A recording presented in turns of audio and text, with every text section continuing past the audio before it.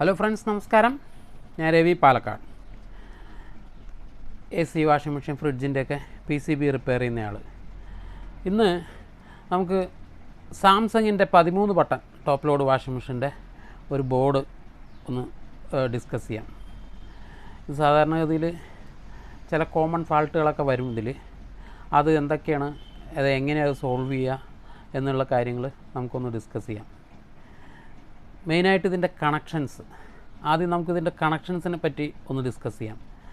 കാരണം എന്താണെന്ന് വെച്ചാൽ, എലിയൊക്കെ കടിച്ചിട്ട് വയർ കട്ടായിട്ട് നമ്മുടെ ഫ്രണ്ട്സ് ഇതിൻ്റെ കണക്ഷൻസ് കൊടുക്കാൻ ആശയക്കുഴപ്പമായിട്ട് വരുന്ന ഒരുപാട് കേസുകൾ നമുക്ക് കിട്ടിയിട്ടുണ്ട്. അപ്പോൾ അതുകൊണ്ട് ഇതിൻ്റെ കണക്ഷൻസ് ഡീറ്റെയിൽ എവിടുന്ന് എന്താണ് പോകുന്ന ഒരു ധാരണയുണ്ടെങ്കിൽ നമുക്ക് പിന്നെ പ്രശ്നമില്ലല്ലോ. അതിനെപ്പറ്റി ഒന്ന് വ്യക്തമായിട്ട് പറയാം. എല്ലാവർക്കും അറിയാവുന്ന പോലെ തന്നെ ഇതാണ് അതിൻ്റെ ബോർഡ്. ഈ ബോർഡിൽ നമ്മൾ ഫേസും ന്യൂട്രലും കൊടുക്കുന്ന ഇവിടെ വരുന്ന ഈ ഒരു 3 പിന്നുണ്ടല്ലോ, ഈ 3 പിന്നിൽ ഈ റെഡും ഈ ബ്ലാക്കും ശ്രദ്ധിക്കുക. ഈ റെഡിൽ ഫേസും ഈ ബ്ലാക്കിൽ നമ്മൾ ന്യൂട്രലും കൊടുക്കും. ന്യൂട്രലും കൊടുത്തു കഴിയുമ്പോൾ ഇവിടെ ഒരു കപ്പാസിറ്റർ വരും, ഒരു ലൈൻ ട്രാൻസ്ഫോമർ വരും. ഇതിൻ്റെ പ്രൊട്ടക്ഷൻ സർക്യൂട്ടാണ്. ഈ പ്രൊട്ടക്ഷൻ സർക്യൂട്ടിൽ നിന്ന് കഴിഞ്ഞിട്ട് ഇതിൻ്റെ ഔട്ട്പുട്ടിൽ നമുക്ക് 230 കിട്ടും. ഈ പിന്നിൻ്റെ ഇങ്ങേറ്റത്തുള്ള പിന്നിൽ അതിൽ നിന്ന് 2 വയർ എടുത്ത് അത് എക്സ്ട്രാ വരും. അത് നേരെ കൊണ്ടുപോയിട്ട് പവർ സപ്ലൈയുടെ ഇൻപുട്ടിൽ കൊടുക്കും. ഇതിന് പവർ സപ്ലൈ സെപ്പറേറ്റ് ആണ്, അത് ഞാൻ പിന്നീട് ഡിസ്കസ് ചെയ്യാം. പവർ സപ്ലൈയുടെ ഇൻപുട്ടിൽ കൊടുക്കും. എന്നിട്ട് അതിൽ നിന്ന് അതിൻ്റെ 12 വോൾട്ടും 5 വോൾട്ടും ഔട്ട്പുട്ട് എടുത്തിട്ട് ഇതൊരു 3 വയർ വഴി ഇതിൻ്റെ ഇൻപുട്ടിലേക്ക് കൊടുക്കും. ഇതിൻ്റെ 12 വോൾട്ടും 5 വോൾട്ടും സപ്ലൈ ഇതിനകത്താണ് വരിക. അപ്പോൾ നമ്മൾ ഇത് ഓൺ ചെയ്ത് കഴിയുമ്പോൾ ഇവിടെ ഈ റിലേ ഓണായിട്ട് ഔട്ട്പുട്ടിലേക്കുള്ള കണക്ഷൻ, അതായത് ഇതിൻ്റെ 3ാമത്തെ കണക്ഷനിലേക്ക് ഇതിൻ്റെ കോമൺ കണക്ഷൻ, അതായത് ഈ ഫേസിൻ്റെ കണക്ഷൻ വരും ഈ റിലേ വഴി. ഇതാണ് നമ്മൾ മെഷീൻ്റെ കോമൺ ആയിട്ടുള്ള വയറിലേക്ക് കൊടുക്കുന്നത്. അതിൽ മഞ്ഞ വയറോ മറ്റേ വരിക, അതിൽ കോമൺ ആയിട്ട് നമ്മൾ കൊടുക്കുന്നത്. അത് കൊടുത്തു കഴിയുമ്പോൾ മെഷീൻ്റെ എല്ലാറ്റിലേക്കും കോമൺ കിട്ടും. പിന്നെ മെയിനായിട്ട് ഈ 6 കണക്ഷൻ്റെ ഒരു ജാക്ക് ഉണ്ടാവും. അതിലിത് ഒരു 2 കണക്ഷൻ മാത്രമാണ് നമുക്ക് ഉപയോഗിക്കേണ്ടത്. ഒന്ന് ഇൻലെറ്റും ഒന്ന് ഡ്രൈൻ മോട്ടറിൻ്റെയും. എപ്പോഴും ഈ പിന്നിൽ നിന്ന് പോകുന്നതായിരിക്കും ഇൻലെറ്റും ഔട്ട്ലെറ്റും എന്നുള്ളത്, ഡ്രൈൻ മോട്ടർ എന്നുള്ളത് പ്രത്യേകം ഓർമ്മ വയ്ക്കുക. പിന്നെ ഈ 2 പിന്ന് മെയിൻ മോട്ടറിലേക്കുള്ളതാണ്. വാഷിനും സ്പിന്നിനും എല്ലാം അവിടെ കൊടുക്കുന്ന മോട്ടറിലേക്കുള്ളതാണ്. ഈ മോട്ടറിൻ്റെ കണക്ഷൻ എപ്പോഴും ഒന്ന് ഓർമ്മ വെച്ചാൽ മതി. അത് ഏത് വാഷിംഗ് മെഷീനാണെങ്കിലും ഈ ഹെവി ഹീറ്റ് സിങ്ക് ഇട്ട് പവർ ട്രയാക്ക് വഴി സപ്ലൈ കൊടുക്കുന്നത് എപ്പോഴും മെയിൻ മോട്ടറിലേക്കായിരിക്കും. കാരണം ലോഡ് കൂടുതൽ അതിലാണല്ലോ വരിക. അതുകൊണ്ട് അത് മാത്രം ഓർമ്മ വയ്ക്കുക. കാരണം 1-2 പാർട്ടികൾ ഇത് കണക്ഷൻ അങ്ങോട്ടും ഇങ്ങോട്ടും മാറിക്കൊടുത്തിട്ടുള്ള പ്രശ്നങ്ങളൊക്കെ ഉണ്ടായി. അതുകൊണ്ടാണ് പറയുന്നത്. അറിയാവുന്നവർ അവോയ്ഡ് ചെയ്തേക്ക്. ഇത് എപ്പോഴും മോട്ടറിലേക്കും, ഇത് രണ്ടും inlet valve and drain motor. പിന്നെ ഞാൻ മുമ്പേ പറഞ്ഞു, ഇവിടെ 12 വോൾട്ട് 5 വോൾട്ട്. ഇതിൽ സെൻസർ കണക്ഷൻ ഇങ്ങേ അറ്റത്തെ പിന്നും ഇങ്ങേ ഭാഗത്ത് നിന്ന് 2ാമത്തെയും 3ാമത്തെയും പിന്നായിരിക്കും സെൻസർ. ഇങ്ങേ അറ്റത്തെ പിന്നും 2ാമത്തെ പിന്നും ഡോർ സ്വിച്ച്.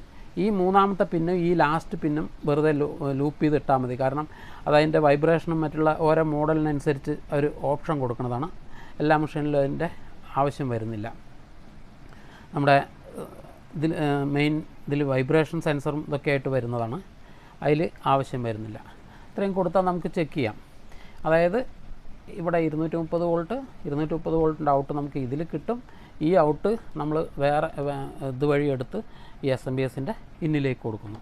ഈ SMBSൻ്റെ ഇന്നിൽ നിന്ന്, SMBS എന്ന് പറഞ്ഞാൽ അറിയാലോ, പവർ സപ്ലൈയുടെ ഔട്ട്പുട്ട് 12 വോൾട്ടും 5 വോൾട്ടും ഇതിലേക്ക് കൊടുക്കുന്നു. ഇതിലേക്ക് കൊടുത്ത് സ്വിച്ച് ഓൺ ചെയ്തുമ്പോൾ ഈ LED ഒന്ന് ബ്ലിങ്ക് ആവും. ചെറുതായിട്ടൊന്ന് ബ്ലിങ്ക് ആവും. ബ്ലിങ്ക് ആയി കഴിഞ്ഞാൽ ഓണാവും.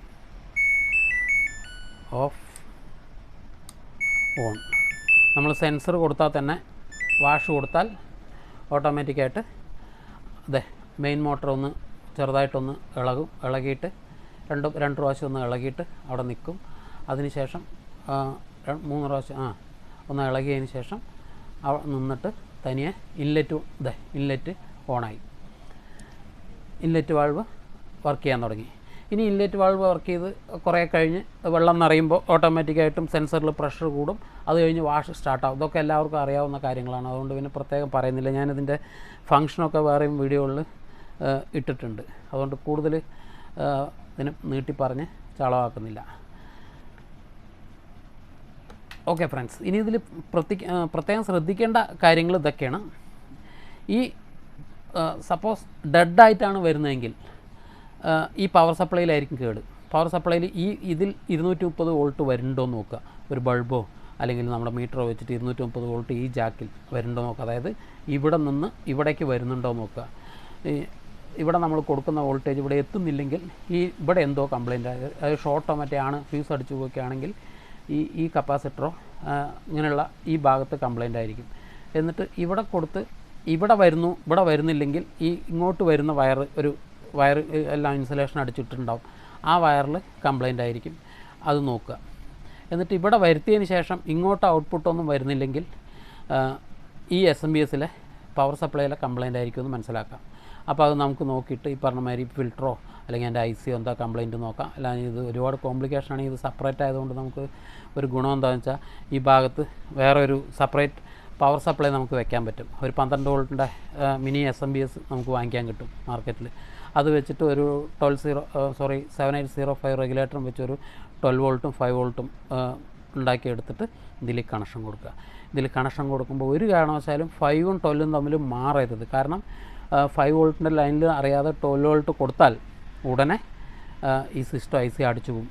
അതുകൊണ്ട് ആ ഭാഗം വളരെ കെയർഫുള്ളായിരിക്കണം. സിസ്റ്റം IC പറയുമ്പം മിക്കവാറും ഈ ടൈപ്പ് SMD IC ആയിരിക്കും വരിക. അതുകൊണ്ട് അത് നമ്മൾ അവിടെ കണക്ഷൻ എന്തെങ്കിലും മാറിക്കൊടുത്താൽ ഫസ്റ്റ് ഇത് ഷോർട്ടാവും, അതോടുകൂടി കഴിയുകയും ചെയ്യും.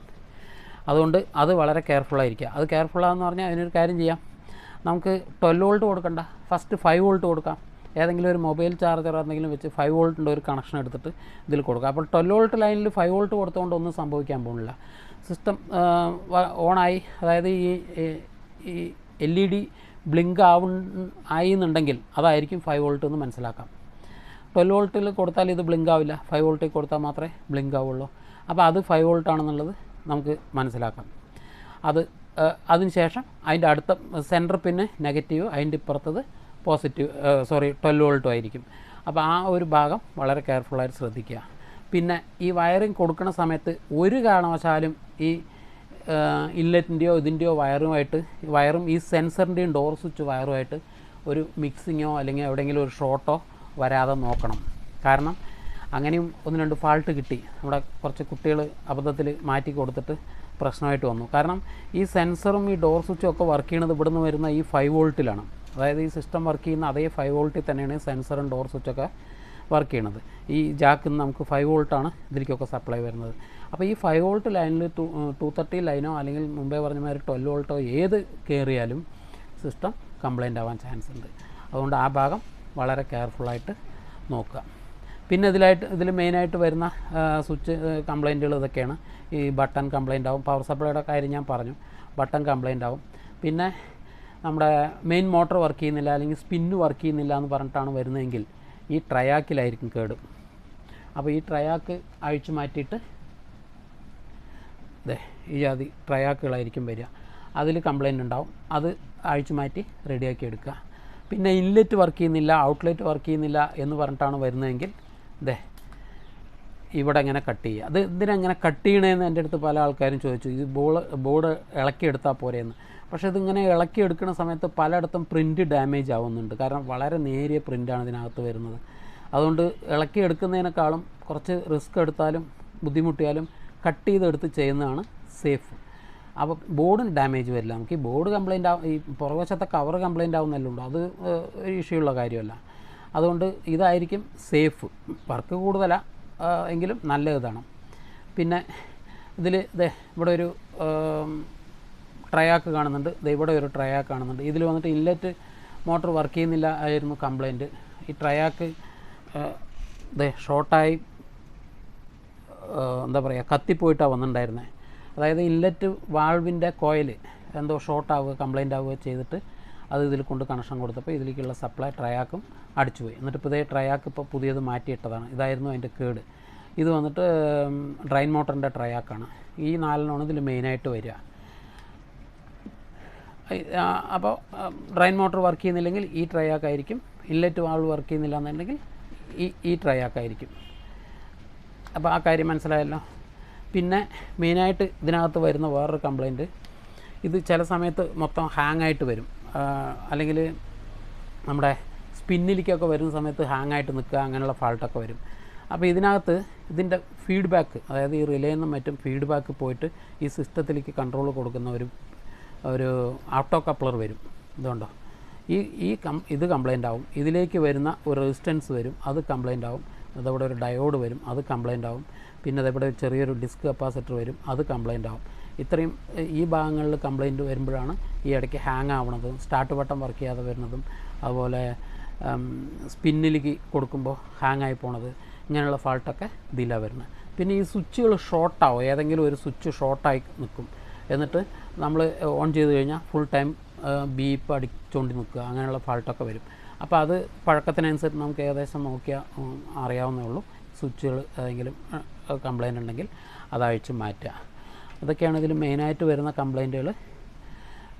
ഇത്രയും കാര്യങ്ങൾ നോക്കിയാൽ നമുക്കിത് റെഡിയാക്കി എടുക്കാവുന്നേ ഉള്ളൂ. പിന്നെ ഓരോ ഇതിനനുസരിച്ച് ഫാൾട്ടുകളൊക്കെ വരും, അത് നമ്മൾ അത് സന്ദർഭത്തിനനുസരിച്ച് നോക്കിയെടുക്കേണ്ടി വരും. പിന്നെ മെയിനായിട്ട് ഇതിൽ വരുന്ന വേറൊരു ഫാൾട്ടാണത്. ഇതുപോലെ ഞാൻ പറഞ്ഞ ഓട്ടോ കപ്ലർ 2 വരും ഇതിൻ്റെ ഈ ഫീഡ്ബാക്ക് സിസ്റ്റത്തിൽ കൊടുക്കാൻ വേണ്ടി. ഇതിനകത്ത് ഈ ഭാഗത്ത് വരുന്നത് ഹൈ വോൾട്ടായിരിക്കും. ഈ ഹൈ വോൾട്ട് ഇതിൻ്റെ അടിയിൽ കൂടെ ഒരു നേരിയ പ്രിൻറ്റിൽ കൂടെയാണ് ഇപ്പുറത്തേക്ക് കണക്ഷൻ വരിക. ഇതിനകത്ത് കുറേ കഴിയുമ്പോൾ മോയ്സ്റ്റ് പിടിക്കും മറ്റും ചെയ്തിട്ട് ഇതൊരു ബോർഡിലൊരു വീക്ക്നെസ്സായിട്ട് കണക്കാക്കാം. ഇടയ്ക്കിടയ്ക്ക് ഈ ഭാഗം അങ്ങനെ കത്തിപ്പോയിട്ടൊക്കെ വരും. അത് മിക്കവാറും ഈ മോഡലിൽ വരുന്ന ഒരു മെയിൻ കംപ്ലൈൻ്റാണ്. അപ്പോൾ അങ്ങനെ വരുമ്പോൾ വളരെ ശ്രദ്ധിച്ചിട്ട് ഈ ഭാഗം മൊത്തം ക്ലീൻ ചെയ്ത് ഇത് പ്രിൻ്റ് കട്ട് ചെയ്ത് നേരിട്ട് നമ്മൾ ഇതിലേക്ക് കണക്ഷൻ കൊടുക്കുക, നേരിയ വയറിട്ട് കണക്ഷൻ കൊടുക്കുക. കാരണം അതുകൊണ്ടോ ഇതിൻ്റെ ഈ ഇടയിൽ കൂടെ വരുന്ന ഈ ചെറിയ ഇതവിടെ ഒരു ഓട്ടോ കപ്ലർ ഇതിൻ്റെ അടിയിൽ കൂടെയൊക്കെയാണ് വരുന്നത്. അപ്പോൾ ഇതിനകത്ത് ഇത് ഷോർട്ടാവാൻ നിറയെ ചാൻസ് ഉണ്ട്. അതുകൊണ്ടാണ് ഇതൊരു മോഡലിൽ ഇങ്ങനെ ഒരു വീക്ക്നെസ് വരുന്നത്. അപ്പോൾ അങ്ങനെയുള്ള കാര്യങ്ങളും ശ്രദ്ധിക്കുക, അത്ര തന്നെ. ഇത്രയും ഭാഗങ്ങൾ ശ്രദ്ധിച്ചാൽ അത് സുഖമായിട്ട് നമുക്ക് റെഡിയാക്കി എടുക്കാവുന്നതേ ഉള്ളൂ. മെയിനായിട്ട് ഇതിൻ്റെ കണക്ഷൻസ് ഞാൻ പറഞ്ഞ കാര്യം വളരെ കെയർഫുള്ളായിട്ട് ശ്രദ്ധിക്കുക. ഇതിന് വേണ്ടിയിട്ടാണ് ഇതിപ്പോൾ മെയിനായിട്ട് ഇങ്ങനെ ഒരു വീഡിയോ ഇടാൻ തന്നെ കാരണം. ഓക്കെ ഫ്രണ്ട്സ്, വീഡിയോ ഇഷ്ടപ്പെട്ടാൽ ലൈക്ക് ചെയ്യുക, ഷെയർ ചെയ്യുക, സബ്സ്ക്രൈബ് ചെയ്യുക.